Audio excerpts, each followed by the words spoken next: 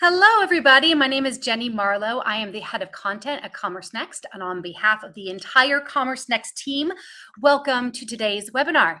Today is Wednesday, March 4th, 2026, and we have a very special lineup for you all. This is the digital retail forecast, and some of our favorite presenters are back.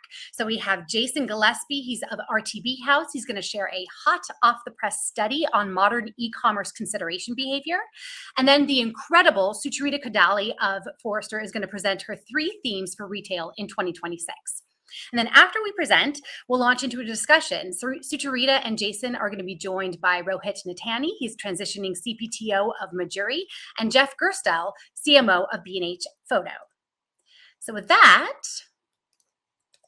I would like to thank RTB House for sponsoring today's broadcast. Of course, we can't bring these to you without the support of our amazing sponsor partners. And then a huge thank you to Christina from RTB House for putting this all together. And a thank you to the CommerceNext staff, Alexa, Tracy, Corey, and Robert, who are all off screen making this webinar a success. And of course, thanks to you, dear audience, for being with us today. So here's what's coming up next at CommerceNext. We have our next webinar on Wednesday, March 18th, and it's all about unlocking the why, how agentic AI drives smarter engagement and higher conversion. Our own Tracy Hermans, who is the Director of Community West Coast, is going to lead the discussion, and she's going to be joined by Kristen Brophy, who is the SVP of Marketing at ThreadUp. We have Justin Ermig, who is the CTO, CDO of Artisan Lane Furniture, and Paul Meinshausen, CEO and co-founder of AMP. This is a very hot topic, so you don't want to miss. Register the link by clicking the link in the chat. Speaking of hot things that you don't want to miss, if you are attending Shop Talk in Vegas, you do not want to miss our annual Top Golf reception, which is on March 24th. Registrations are really picking up for this event, and it's a great chance to network and you can work on your swing. And of course, it is also that time of year again. We are very busy planning our annual growth show, which is June 23rd to 24th in New York City. We've got 2,700 attendees, over 150 speakers, and the conference is free for leaders at scaled and retail D2C brands. And on top of that, we have an incredible travel program, which provides up to $2,000 this year in travel reimbursements if you agree to participate in our one-to-one meetings program. So you can look for the links to both of these gatherings in our chat. If you missed any of our past webinars or the recent growth show, you can find them on YouTube. We have more than 500 videos covering all topics digital commerce. It's a great resource, and Corey has the link for you in the chat. So I'm going to do a few housekeeping notes. One is that we are recording this webinar, so if you miss anything, don't worry, we'll send you a link, or you can find it on YouTube, which I'd mentioned earlier. So I'm going to take just 1 minute to tour the platform. So there are 4 tabs in the upper right-hand corner of your screen. You have the chat, the QA, the polls, and the handouts. So please use the chat tab when you want to communicate with other attendees. You can drop your name, where you're from, you can do a shout out to the other speakers. And then next up, we have the polls tab where you can participate in the audience polls, and we can review the final results once we close the polling. We'll actually do 3 polls today. In the handouts tab, that's where you're going to be able to find Sucharita's presentation and then the RTB House before they buy white paper for you to download. And then the most powerful tool at your disposal is the Q&A tab. I really want you to be an active part of this webinar. As the moderator, I may have missed something, so feel free to point that out in the Q&A tab. This is an amazing opportunity for you to connect and get answers from these amazing thought leaders. And remember, even if you don't have a specific question, you can always upvote other audience questions, and that's going to help me prioritize what to ask first. And the very last thing on the Q&A is feel free to ask questions at any time during this webinar. We can take questions after each presentation. We can take questions during the panel. It's totally up to you. And last, if you're watching this on replay, please note that the handouts are available if you click the highlighted document icon at the bottom of the video player.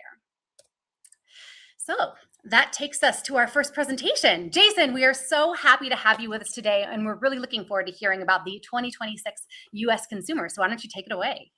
Well, thank you, Jenny. While everyone's thinking about their golf swing, let's swing on over to what our consumers said in our recent research that we developed here at RTB House. So quick overview, this is 1,000 respondents. Critically, it's about 250 in each core generation, millennials, Gen Z, Gen X, boomers. And it's hot off the press. We spoke to folks via email in December and January, mostly around web purchasing behavior and what they do both before the purchase, during the purchase, and a little bit about what might be coming. Let's talk about some of our findings. So the first thing is, we were surprised that even small dollar purchases require quite a bit of research and quite a bit of consideration. When we asked people how many times they would come to a website, even for something small, less than $100, many people are coming 2 to 3 times. A good chunk are coming 4 to 6 or even more times. We also asked, well, what would happen if we changed that from a low dollar value item to a high cost item? You would expect people to have a higher degree of consideration. And indeed, that's what the data tells us. Many more people requiring 4, 5, 6 times to come to your website before they're buying. That's really important for marketers to understand because it means that there's both an opportunity and a risk during that long purchase consideration cycle. I need to keep them moving down the funnel, and I don't want those users to defect to another partner while they're in that research phase. The other thing that's really interesting is let's look at how this breaks down by generation, because there are some very clear trends here. When you look at people that are older, they're actually more likely to just be one and done. Boomers and even older Gen Xers, they appear to know more what they want. They show up on a website, they make a purchase. That behavior is less common among Gen Z and millennials. Looking at very long consideration, the opposite is true. It over-indexes towards folks who are younger. We believe that the trends are generally driven from the bottom of the age bracket up, which means this behavior is likely to not only persist, but increase over time. So get used to the fact that users are going to take more time researching, more time learning before pulling the trigger on making an actual purchase. The other thing at RTB House, we have vast partnerships with a large number of e-commerce companies. And so we can actually look directly at website data to say, hey, is this research data accurate? Are people telling us statements that reflect true reality? So we went in and did our own data analysis, and we found that basically, yeah, it is true. When we look at how many people need to come to a website 4 or more times before making a purchase, for low-cost items, it's about 25, 30%. For high-cost items, it's a little over 50%. And from our own website data and data from partners, we see that's about 40%. So we do think that people are actually telling us statements that make sense, and it's backed up by the data in this case. Another thing we asked was, well, how long do you like to let things dwell in the cart? Because that's another both opportunity and risk for marketers. And you can see that it has a very interesting generational breakdown. Younger buyers, Gen Z in particular, let things sit much longer in the cart. About half of them need 2 days from the moment they put something in the cart versus boomers, that's only 24%. So another thing to consider here, will this continue? Will this trend increase? We think it will. We think that that's one thing that a generational breakdown helps inform us about the future. Okay, let's move on to how people purchase. So the first thing we wanted to ask, hey, we know that not everything is roses in the economy. In 2025, did you switch brands or retailers due to pricing? And this was actually a very common strategy. Consumers are acutely aware of how much things cost. They haven't felt any relief from an inflationary spike that some thought may have been temporary, but the higher prices on many things, not all, eggs are cheaper now, but on many things have lingered. And consumers are taking that into account as they decide what sort of e-commerce partner they're going to use. The other thing that's really interesting is I like to say the death of PC-based commerce is greatly exaggerated. When we asked consumers what device they use, a majority are actually using both devices. They're using both a phone and a PC. Sure, some always use a phone and some almost always use a computer, but the majority case, regardless of the use case, whether that's as simple as purchasing a shirt or purchasing something more expensive like a home appliance, means looking across all devices. So you're going to need to meet the consumers where they are. And again, that's true across all generations. There is a little bit more of a skew in the just phone or phone only folks from Gen Z. I don't think that's a shock, but look at that bright red bar in the middle. those are the users that are using both phone and PC, and it's a majority across all 4 principal generations. It's rare that all 4 generations agree on something. This is one case where they do. What about looking forward? Well, we asked people how they discover new brands. And the good news, at least for everyone on this call, because you're probably deeply involved in digital media, is that online ads as kind of a general bucket, and that includes everything from CTV to open web display to video to even social networks, is riding high, and even more so among younger generations.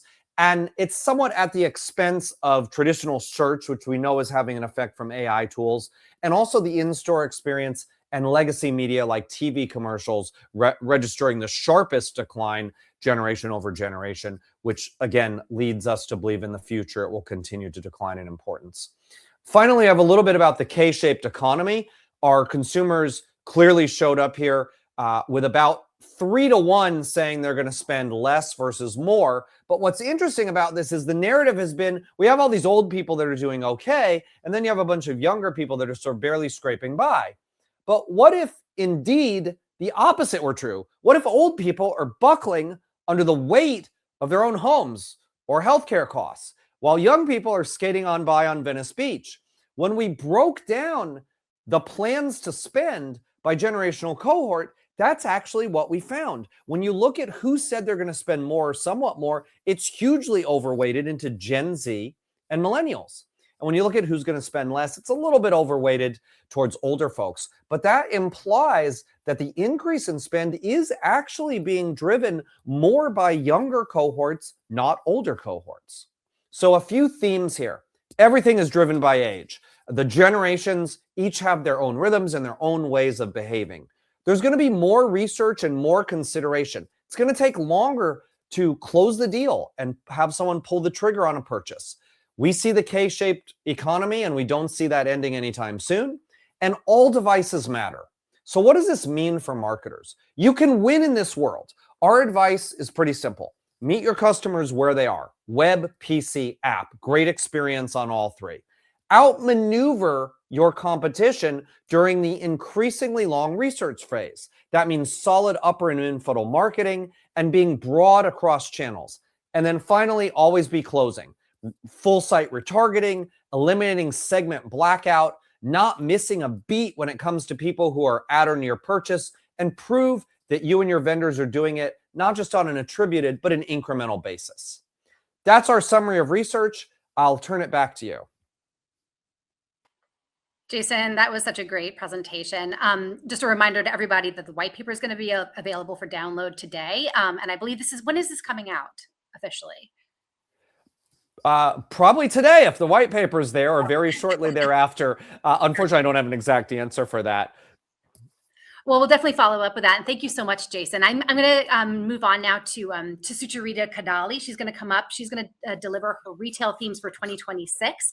An incredible amount of work goes into this research, and it always delivers like very surprising insights. So thank you so much, Sucharita, for putting this together. We're looking forward to hearing from you. The floor is yours. Great. Thank you, Jenny. And thank you for the very, very kind words and great presentation, Jason. Enjoyed that.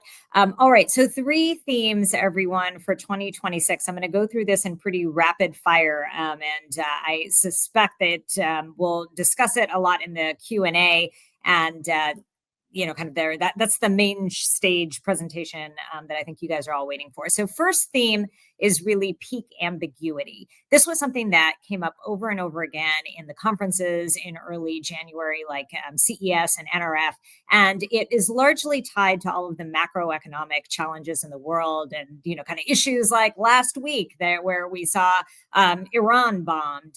Certainly there are the global wars and the national defense risks and challenges that we have. There are election challenges. There are high interest rates, which is essentially the chart in the upper right. I'm going to get back to that in a moment. And low consumer confidence, which is in the lower right-hand side. So upper left and lower right. So sorry about that.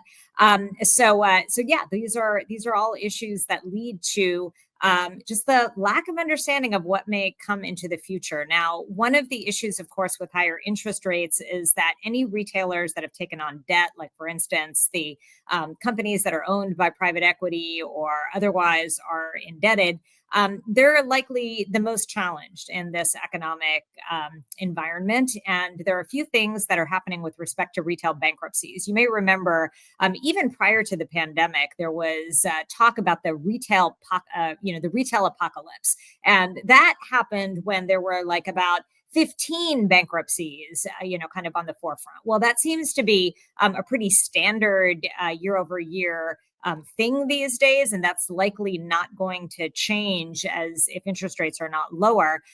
But the other issue is that there's also more diversification in the kinds of retailers that are going bankrupt. In the past, it was more weighted toward apparel, which was heavily kind of driven by PE. But now, with the diversity of retailers having the same type of ownership structure, you're likely to see those bankruptcies impacting more than just simply one category. There is another area of ambiguity, which is how AI really will impact us. And I like to say that there's another war brewing beyond the ones between sovereign nations, and that is the war between humanity and tech. And we've certainly heard a lot about some of the challenges that employers, that consumers, that employees will face with AI. And this data from Pew, I think, really reinforced it, that there's a lot of worrisome concerns about what happens to not only jobs, but what happens to just our creative processes, our ability to connect with one another. And in that world, we have, kind of this expression, most of the problem is the uncertainty. This was actually a phrase that a CEO that was in an Andrew Ross Sorkin panel had said, when asked sort of what was the outlook for 2026. So what does that mean for different kinds of companies? Certainly, if you are a B2B company, one of the biggest issues is that with uncertainty, there's just less purchasing. And that means a really, really long sales cycle. Now, for those of you that are buying software, this may actually be a really good time to buy if you have a budget, because you can probably string out a negotiating contract and be able to get better terms for whatever it is that you may be looking for. The second big theme is discovery disrupted. So discovery has really been buttressed by Google for probably the better part of the last 25 years. It continues to still be really strong. And certainly Gemini, which is not broken out in this data, is likely to keep Google strong. But what we're also seeing here, and this is data that Forrester collected in a few surveys that we did in different parts of 2025, and I showed them several months apart, because if I were to show you one static data point, I think that many of you would probably jump on it and be like, but we don't know that things aren't growing exponentially with respect to ChatGPT. And I wanted to show like at least a 6-month spread so you could see that things like the ChatGPT numbers or even the TikTok numbers may not be growing quite as rapidly as people may be thinking or estimating. However, I think that there is a bigger theme here, which is that as Google and search have been challenged, what you have started to see is the emergence of other ways that consumers, especially young consumers, discover product. And the two ways that we've started to see this data really exhibits is you see more discovery with social, and that's the Instagram and the TikTok numbers. Haven't necessarily grown tremendously. And in fact, Instagram may be going down a little bit in 2020. It went down a little bit in 2025, but that doesn't mean it can't rise again. But basically, you have that being a place where not only do people discover content, but where they're actually going to shop as well. And of course, the second big area are the answer engines, and that's the ChatGPT data. I also pulled Perplexity because people will sometimes ask me about Perplexity, and I think it's just interesting. We in the industry know Perplexity, and many of us like it. I certainly like it, but its numbers are still small single digits. So it's probably more going to be ChatGPT and Claude, which we did not ask about Claude. But the point being that there are these new emerging ways that consumers are discovering product. Now, when they are discovering that product, when they're researching, What kinds of things do they trust AI with? And this is one of my favorite publicly available resources, the YouGov surveys. Always they're asking really interesting questions, and it's available to the general public. And this is a good one because it goes specifically into, well, are people actually shopping, or it's more top of the funnel? And when you look at the buy numbers, and that's at the bottom of the chart here, it's still not actually a lot of comfort with actual purchasing. It's more about price evaluation or trying to get summaries of things like ratings and reviews. Now, this, and I apologize for the small font, you should have access to this, but it's data that we conducted in a qualitative research piece with consumers, asking them, well, even if, let's say, ChatGPT delivered products and you could purchase it and it was faster than Amazon or better than Amazon, would you switch your behavior? 80% of people said that no, they'd rather stick with Amazon. And a lot of that was due to the longstanding relationship that people have with Amazon, the lack of certainty that they have with what kind of a chat GPT transaction would actually be, and if that would actually be meaningfully better for them. And that brings me to what I thought was this really brilliant quote from Nick Wingfield. And the reason that I listen to him is that he's one of the OGs of tech journalism. He's been around for several decades. He was like one of the first CNET reporters back when CNET was actually cool. He's with the Information now. But it's basically, even he says, all of which is to say, I'm unconvinced I need AI to help me make purchases, which when even the journalists who often do, kind of hype whatever is the next thing are somewhat skeptical. It does raise questions about whether or not something has a there there. And that brings me to the third theme. Even though kind of any type of agentic commerce that is shopper facing still has a lot that is TBD. There is a lot that is what I would call agentic under the hood, back office facing technologies that essentially are agent driven. That's where there will be significantly greater traction. And I think where there is likely not only more investment, but where more of the ROI is. Here are some of the companies that I work with, the National Retail Federation's Innovation Advisory Committee, which is this consortium of VCs and investors and startups and players talking about emerging technology. And there's an innovator showcase where they pull like 50 tech, kind of startups, basically that have some type of an interesting technology that can positively impact the retail industry. And here are just 9 that I thought were interesting, that are very specifically some type of an agentic solution. And you have agents that, of course, are supporting marketing solutions, marketing creative, outbound marketing. One of the more interesting ones was agents that can enable quality assurance on a website, because that is often a big pain for a lot of tech teams. Another one was an AI-driven tool that gives feedback to field workers, like even as they're interacting with consumers, kind of coaching them on things that they can say better, what they can say next, or the type of question that they can ask next. So just some very, very interesting applications that aren't necessarily shopper facing, but nonetheless are potentially impactful and solve problems that retailers have. So with that, I'm going to turn the mic back over to Jenny. If anyone wants to email me, it's first initial, last name at Forrester. Thank you so much, Sucharita. It gave us a lot to mull on for our panel later. Appreciate it. And it was a great presentation. Okay, so up next, we are going to head to our polls. So Corey, would you please queue up the first poll for us? So our first poll is, what are your top growth levers for 2026? Is it A, expanding discovery via new platforms, that's TikTok, ChatGPT, emerging social? B, protecting high-performing channels like Google and Meta? C, leveraging AI for personalization and operational efficiency? D, enhancing trust and fulfillment to drive conversions? E, optimizing profitability and cost discipline? Or F, other? You can specify that in the chat and I'll read them off if you guys have anything else that you want to put in there.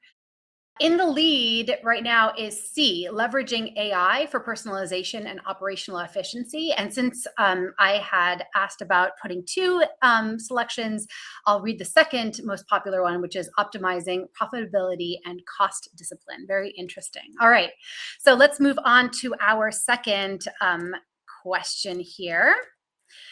What fuels your optimism for retail in 2026? You can again choose up to two.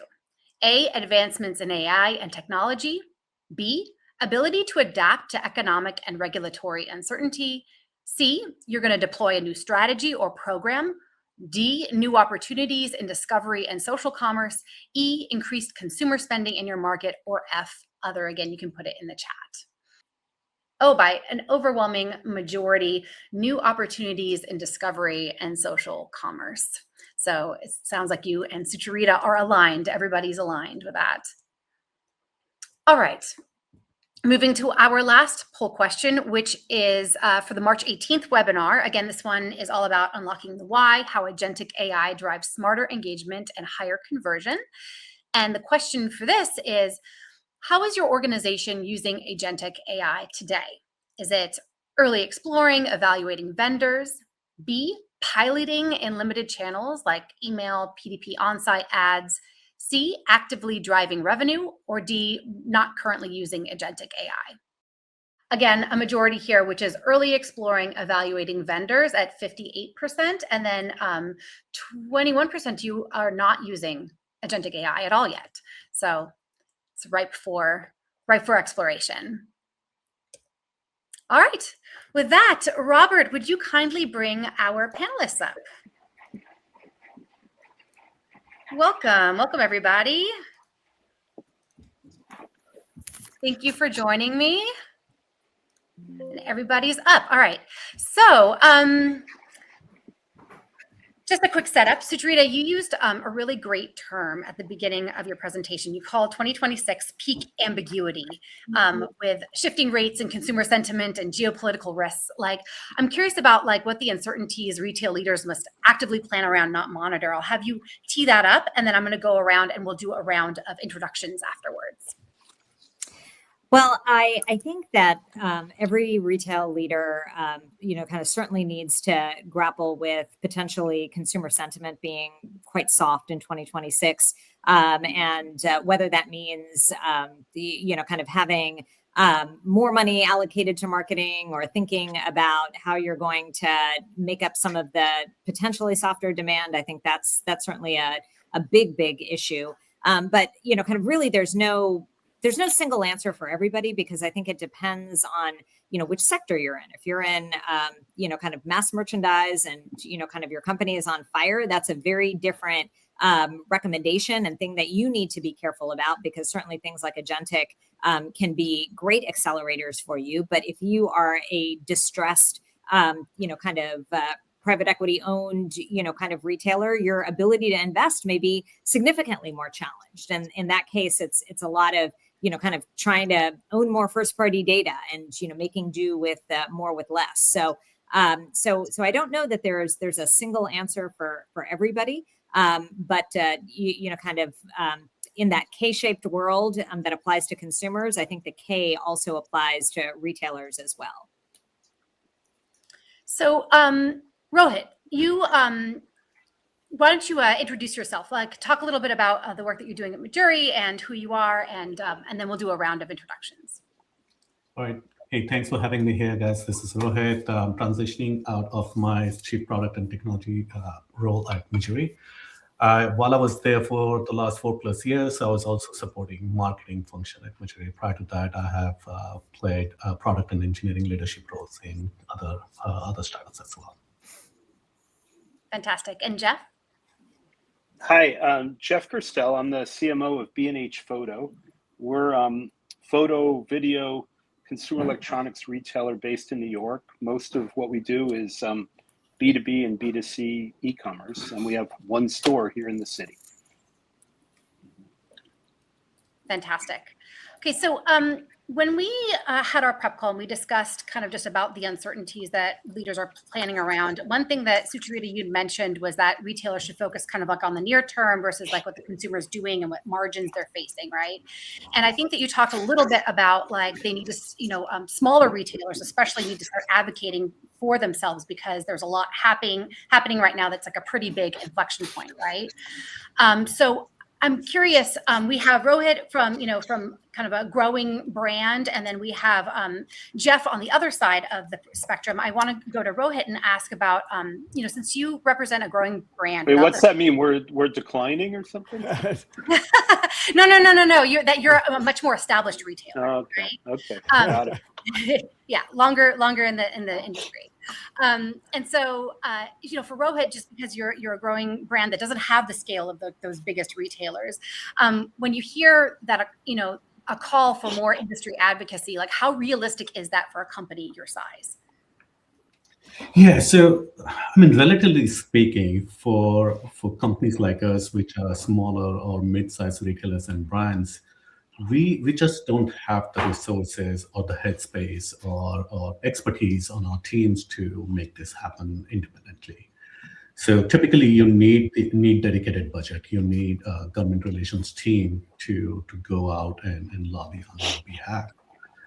So I remember, like in our discussions, we felt that like a workable model would be partnering with other brands to build some sort of coalition so we can fund this initiative together. I believe that's the path forward. As a smaller and mid-sized brand, I do not see a path forward independently trying to make this happen. And Sucharita, do you see any realistic path for smaller and mid-sized retailers to like coordinate their voice, or is that do you think the gap is likely to persist?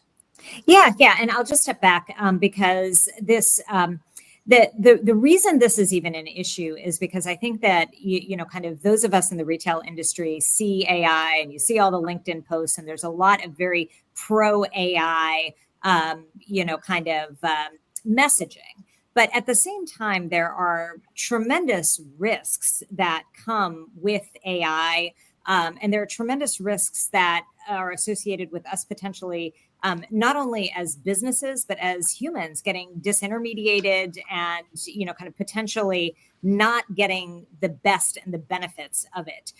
The analogy I use is that, kind of the first wave of the internet and particularly like social media companies seemed inevitable because there was actually legislation, very specifically a law called Section 230, which gave large technology platforms immunity. I call immunity laws superpowers. They are, it can only be, kind of maybe equated with like the Harry Potter invisibility cloak. They are incredibly powerful laws that certain companies can get.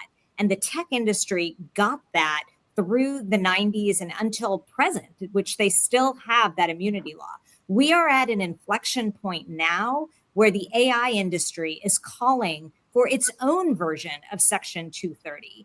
I think that would be deadly. I think that would be terrible. And there are some companies that are trying to stand up and, kind of speak out about it. But everybody in retail needs to stand up and speak about it. And that's what Rohit was saying is like, he'd love to, but, kind of how can everybody ally? And, kind of, I think there are any number of ways from, kind of there are companies like, for instance, eBay, which are very much, kind of advocates of much smaller merchants that could potentially, kind of lead the charge in something like this. Or this is a huge opportunity for maybe somebody who's even listening, in this webinar to come up with a new organization that can be a small business version of kind of NRF, but advocating very, very specifically for, kind of some of the smaller, more fragmented players. Long-winded answer to your question, Jenny. Yeah, I think that's really interesting and an opportunity for folks to take advantage of. Jeff, I'm curious about your perspective as that established retailer. Do you see like an opportunity or like a responsibility for larger players to help elevate the voice of like mid-market brands? Well, first of all, I'd say we consider ourselves very much mid-market. When you look at sort of the larger retailers out there, they're exponentially bigger than we are. So I kind of feel very similar to what Rohit said, that, you know, we really haven't had the headspace to focus on that. I think to the extent, you know, there is an organization representing, you know, more of the brands in our world, that's something potentially interesting. But it's, you know, I kind of have a hard time imagining spending a lot of my focus on that, given everything else on my plate. Yeah. And, you know, there's no government relations team or anything like that here. So who knows?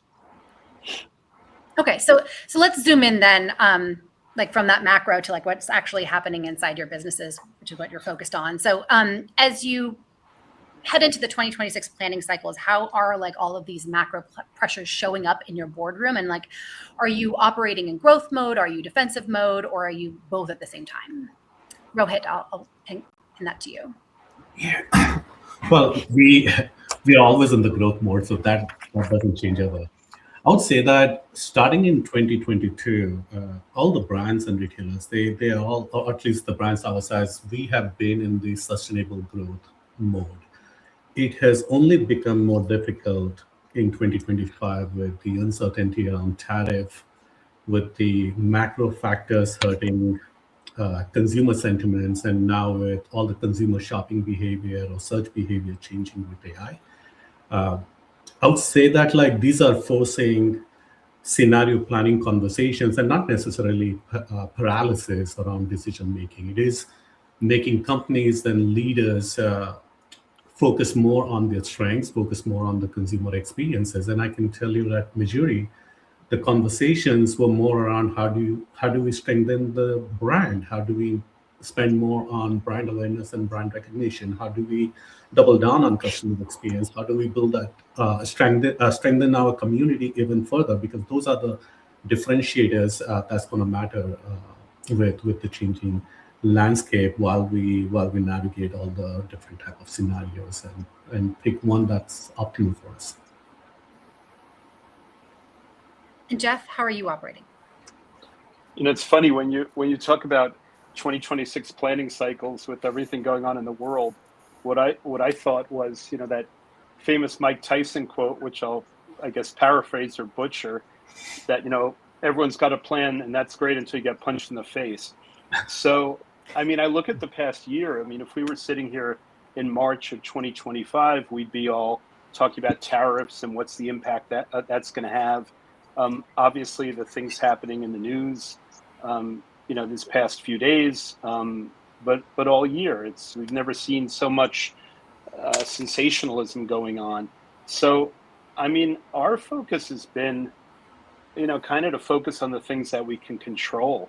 You know, look to execute better, focus on what makes us different, and stay as flexible as possible and as nimble to react, whether it's you know, on the positive demand side or also in the opposite. I thought your first poll question was great, and none of my answers made the top two. I mean, for me, the things that I was focused on, you know, I thought D was the right answer, or the best answer for me, about enhancing trust, and in, you know, regardless of the scenario, what can you do to build a closer bond with your customers?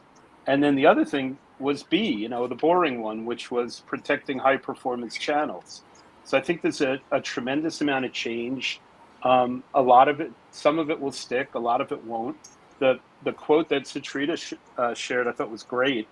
And I think it's remembering what works, focus on what works, but at the same time being nimble and flexible as things emerge that you could take advantage of them. Yeah. Yeah. So, Jason, I haven't picked on you yet. Running a performance DSP across many brands, you have a lot of visibility across those brands. So, like, where do you consistently see like the disconnect between what platform metrics say and like what's actually driving those incremental revenue? Gotcha.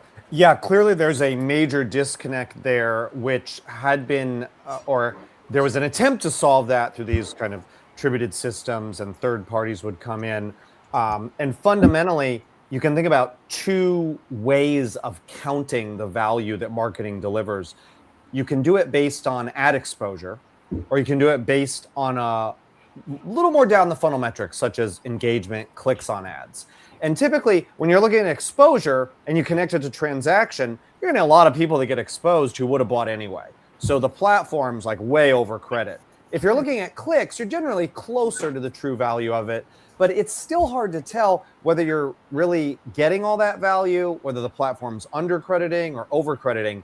And what we're hearing loud and clear from marketers is they need incrementality. True incrementality solves that problem in full. The trick with true incrementality is you have to do a properly run test, which means you need an unbiased control population. You need to choose it in advance. You need to do a real population study as opposed to kind of a convenience approach, such as using people that weren't shown an ad as a control group. You have to have the real bulletproof methodology, a true incrementality study. And then when you do that, you can see that there is a big difference between the credit that platforms are saying they're delivering and what's actually being delivered. And we hear that those gaps are often quite large. For example, on a machine learning system that really focuses on driving an attributed transaction, maybe not as many of them are incremental, or in a system where you're offering like a discount code where people are going to buy anyway, and they're just grabbing that at the last second. And so we do encourage marketers out there to look at the true incrementality through carefully run studies. What would you say is the most common measurement mistake that you see sophisticated marketers making? Ooh, there's so many spread across different marketers. Not leaning into true incrementality, not selecting control groups in an unbiased fashion, and assuming things and then driving attribution off that. For example, saying, oh, well, we know the first click is worth 30% and the last click's worth 30 and everything else is worth 40. Okay, why do you know that? Oh, well, that's just the way we've always done it. So confusing complexity with accuracy. If I may jump in, measurement is always a tricky topic. I mean, incrementality is becoming a hot topic these days, and I see other brands talk about it and adopt the method. And it takes time to perfect the process, right? Like it's a roadmap. I think from my point of view, where I still see even my team struggle or other brands struggle is how to measure the top of the funnel initiatives, right? Like those are extremely tricky. You still see people being tempted to understand the ROI in 24, 48 hours or even a month, when it takes 90 days or longer to understand the impact of those initiatives. And it leads to a lot of waste of time and effort and money as well, where you either pull the plug too quickly or you do not focus on the leading signals. So I think that's still a trap that no one, at least to my knowledge, has figured out how to solve for. Rohit, I'll just comment on that briefly because it was sort of a part two to a later possible I would just question. love to agree with what Jason said. I mean, incrementality has been a very strong tool for us and has, I don't know about solved, but we think solved a lot of the measurement challenges we've had over the years. So it's very encouraging. Rohit, I'll just briefly comment, like you nailed it, right? When you're going up the funnel, the time gap between the user's exposure to the media and the eventual transaction can get quite long. And it's not fair, it's not real logical to measure it the same way you'd measure a lower funnel activity. Yeah, sure, a retargeting test, a 30-day test is plenty because the effect of that media is usually within 7 days. But if I'm doing pure branding, especially people that might not be familiar with me, I would argue the better way to do incrementality is to measure a metric that's more directly affected by that marketing, such as brand awareness or consideration. Tie the metric you're measuring the incrementality of to where you are within the funnel and understand that, yeah, transactionally, there could be a very long gap between the application of the media and the eventual transaction. Really glad to hear you say that. Completely agree. Well, we agree, so it's just everyone else in the world that we need to get on board at this point. Well, something that both of you had brought up in your presentations, I want to shift to discovery because the front door of retail is getting very crowded and more confusing. So I'll team this at Sucharita, you highlighted discovery disrupted, and you showed how social and Gen AI tools are like becoming these major shopping and content search channels. So, where do you think retailers are overestimating the impact of the new front doors, and where do you think they're underestimating it? So I think that they are underestimating, I think, Google, because at the, kind of, even though there is a lot of, kind of a lot of challenges that Google has had in recent years, they still continue to be incredibly dominant in search and how consumers discover. And when you actually look at the number of people in the world that have ever used Gen AI, it's not as large as I think it seems, kind of when we talk amongst those of us in our circles. So I do think that you can't write off some of the enormous incumbents. I think that where they, kind of where they're overestimating is the idea of commerce and transactions on some of the answer engines. Even when you look at data that even ChatGPT or Perplexity have shared in the public domain, a very, very small percent is actually even commerce searches. And of those commerce searches, again, like a lot of it is just, it's top of the funnel. It is understanding what's even available. And, kind of, I think that there's a little bit of a, kind of a lot of an overplay of the hand with respect to, transacting with agents. But, kind of, I understand, kind of the willingness to experiment, but I don't think that retailers are going to be disintermediated. I don't see why you'd want to be disintermediated. So, Jeff Rothead, how is all of this shifting your 2026 media mix and content strategy, like versus say like 18 months ago?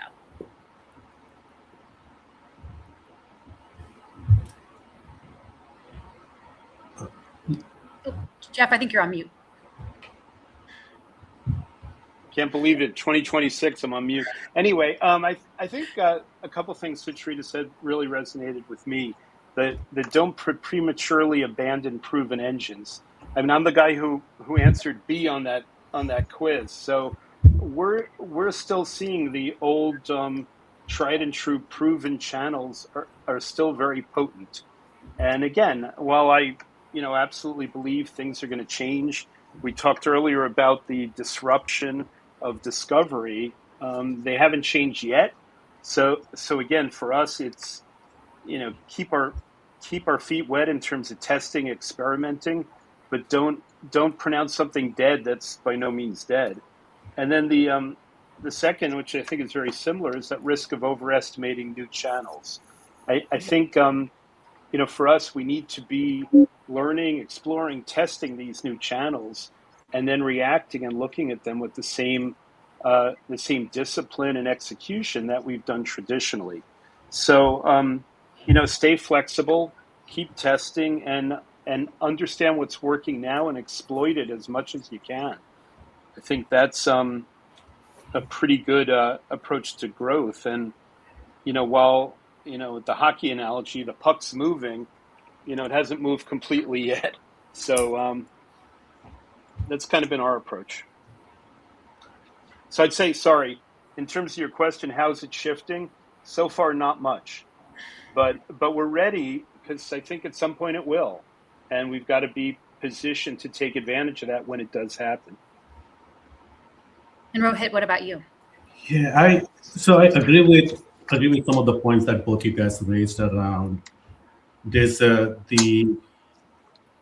not a lot of traffic that we are seeing coming from this AI search platform. So that's true. We see that in our data as well. And I do believe that the impact will be unevenly distributed across different brands and different product categories. Again, right, like we believe with jewelry, it's a very visual shopping behavior. So while we know that consumer shopping behavior is changing, it's not very clear how it's going to impact different product categories. Having said that, the the consumer shopping behavior on search and going to AI platforms for seeking answers or doing new discovery, right? Like that's clearly happening, and we want to be at the forefront of that. The good thing there is that like it depends on the inputs, like whether it's Reddit, whether it's UGCs, whether it's affiliates, like, and all those content is anyway something that we already focus on, right? Like, so it brings us back to let's double down on our community, let's double down on our brand. So what the AI search and the evolution here has done is that it has only given us more reasons to double down on some of these fundamentals, double down on the community, which we believe are the inputs to some of these search mechanics now. So I would say the only shift here is that like it has just given us a lot more reasons to focus on the fundamentals. I was just thinking about the approach to different platforms. And Jeff, you had mentioned on the prep call that some of your biggest product momentum came from an organic creator activity that you didn't really control. Would you mind telling that story and just like kind of maybe reflect on like how that changed the way your team listens and responds to culture? Sure. About I don't know, about 9 months ago, let me preface it by saying we've tried and experimented in trying to figure out how to take advantage of all of the traffic and engagement on TikTok, and we haven't quite figured it out yet. But about 9 or 10 months ago, a couple of TikTok creators started talking about a certain camera product that for us sort of defied some of the traditional logic, but created just an absolutely incredible demand for a product that was very unexpected. So kind of what we learned from that is the importance of social listening and rapid response within your segment.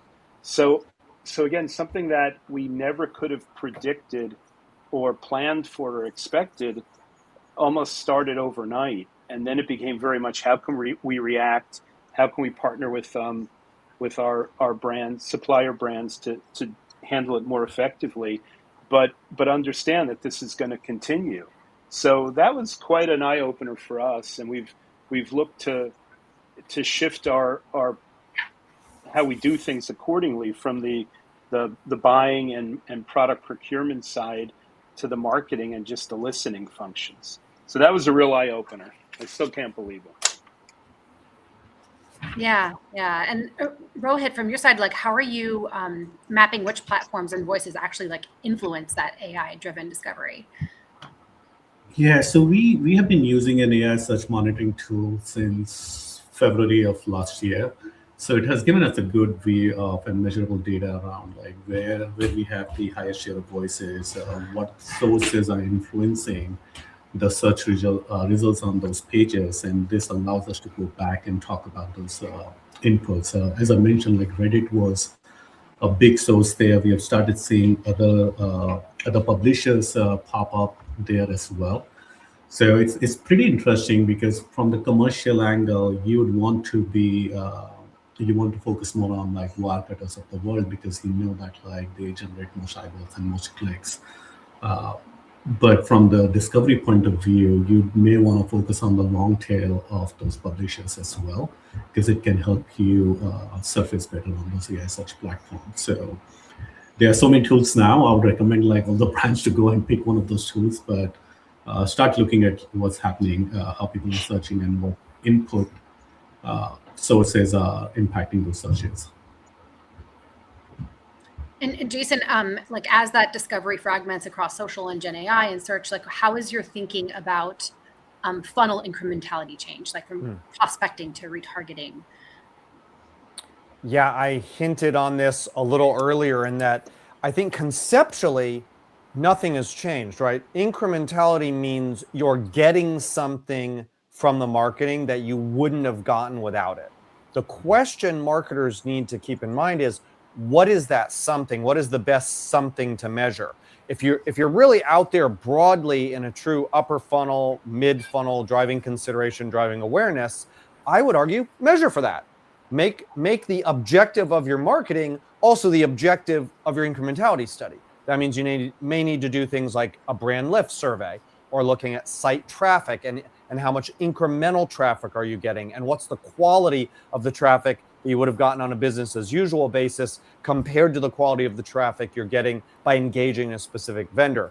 As you get down towards the bottom of the funnel and you're doing things like, traditional close the deal media, site retargeting, abandoned cart campaigns, then yeah, the goal is a transaction, and you can sort of fall back on the standard measure of incrementality, which is transactional activity. But I would encourage everyone to think of incrementality as a concept, and then applies across the funnel to all of the KPIs that matter to marketers. So in the interest of time, I'm going to move on to the final section of the presentation, which is just all about AI, trust, and agentic use cases, right? So Sucharita, your data showed that people are much more comfortable with AI for price comparison than like placing orders or handling payments. And you also showed on one slide that 80% of respondents would still rather complete checkout on Amazon versus the AI tools, even if like the AI could be faster. So my question to you is, like, what is Amazon getting right about the trust that most retailers underestimate? Well, I think that trust is relative, and kind of this trust in Amazon, I think is a big blanket term that generally means that you trust them to get the orders to you, and then you trust them to take a return back when you need that to happen. And that's a huge part of any e-commerce transaction, is that post-transaction experience. And I think that is one of the biggest reasons that the large tech players have really struggled. The other tech players like Meta or even Google, kind of certainly any of the social platforms like Snapchat or Pinterest, and certainly even Instagram within Meta, have struggled with, because they don't own that full end-to-end experience. They're essentially discovery engines, and that's sort of where they end.